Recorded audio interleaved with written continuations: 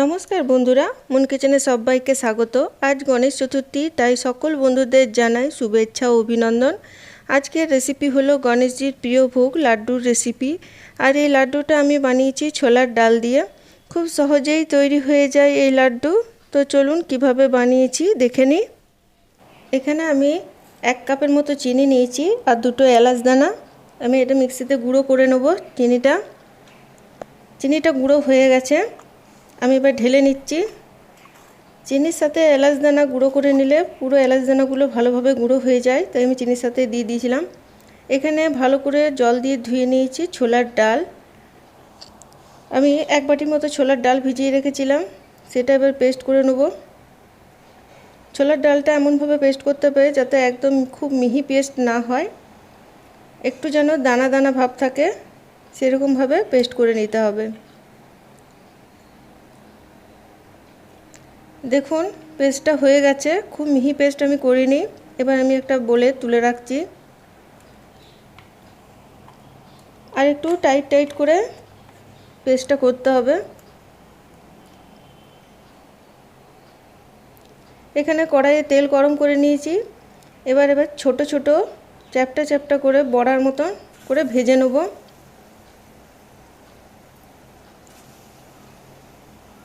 ছোট ছোট বড়ার আকারে সব ডাল বাটাটা এভাবে ভেজে তুলে নেব। বন্ধুরা, আমার রেসিপি যদি ভালো লেগে থাকে অবশ্যই একটা লাইক দেবেন আর কমেন্ট করে জানাবেন কেমন লাগছে। আর যারা এখনও সাবস্ক্রাইব করেননি আমার চ্যানেলটিকে, তারা আমার চ্যানেলটিকে সাবস্ক্রাইব করে দেবেন।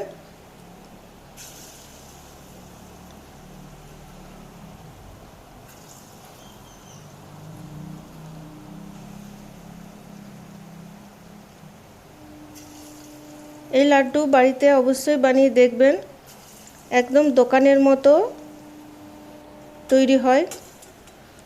দোকানে যে মিহিদানার লাড্ডু বিক্রি করে ঠিক সেইভাবেই, একদম সেই রকম টেস্টেই পাবেন। বড়াগুলো একটু ভালো করে ভেজে নিয়ে তুলে নিচ্ছি।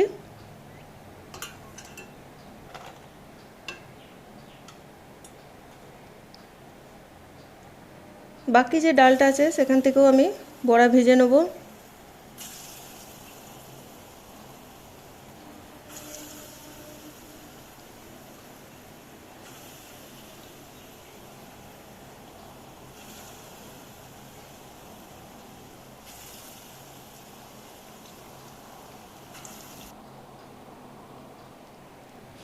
বড়াগুলো সব ভাজা হয়ে গেছে।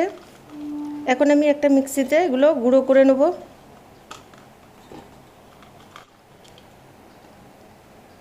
অল্প অল্প করে দিয়ে মিক্সিতে গুঁড়ো করে নিচ্ছি। কড়াই বসিয়ে দিয়েছি, কড়াইয়ে 1 চামচের মতো ঘি দিলাম। এখানে নিয়েছি চারমগজ, চারমগজটা একটু ভেজে নিচ্ছি।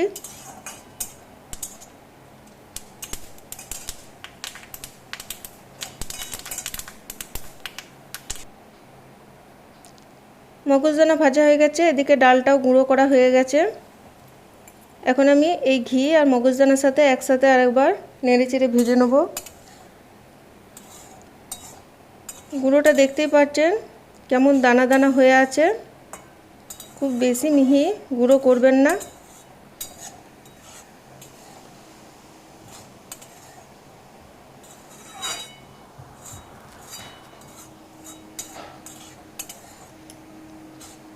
একটু ভালো করে ঘিয়ের সাথে ভেজে নিতে হবে। ভাজা হয়ে গেছে, এখন আমি যেটা চিনিটা গুঁড়ো করে রেখেছিলাম সেইটা এখন আমি দিয়ে দিচ্ছি। চিনির পাকটা তৈরি করতে হবে।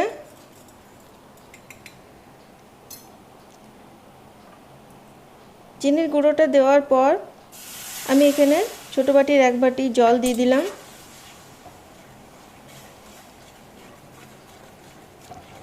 এবার এই রসটাকে অনবরত নাড়াতে হবে যাতে একটা ঘন রস তৈরি হয়ে যায়।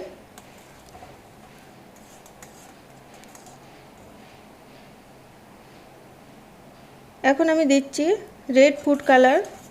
লাড্ডুতে একটা কালার আসে, তার জন্য আমি রেড ফুড কালারটা দিচ্ছি। আপনারা যদি না চাই তাহলে আপনারা নাও দিতে পারেন। কালারটা দিলে একটু দেখতে ভালো লাগবে তাই দিলাম। দেখুন একটু হাত দিয়ে একটু চিটচিট করবে, তাহলেই জানবে পাকটা হয়ে গেছে। এক তার বা দুই তার করার কোনো প্রয়োজন নেই এখানে। এবার যে ডালটা আমি ভেজে রেখেছিলাম সেটা দিয়ে দিলাম। একটু ভালো করে রসের সাথে ফুটিয়ে নিতে হবে। ভালো করে নাড়াচাড়া করে একটু ফুটিয়ে ঠান্ডা করে নেব, যাতে পাকাতে সুবিধা হয়, হাতে গরম না লাগে।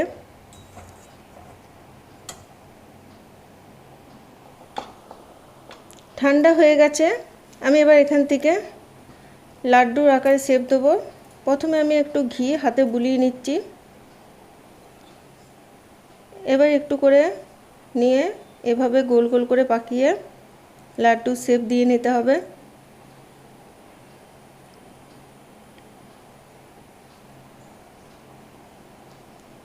দেখুন একদম পারফেক্ট লাড্ডু যেমন তৈরি হয় ঠিক সেই রকমই হয়ে গেছে।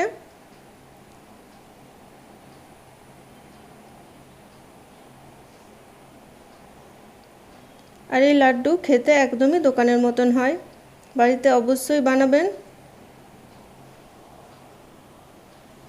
আর বানিয়ে আমাকে কমেন্ট করে জানাবেন কীরকম হলো।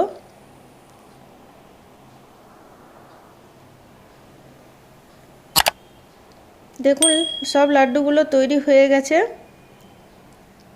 দেখতেও খুবই সুন্দর হয়েছে।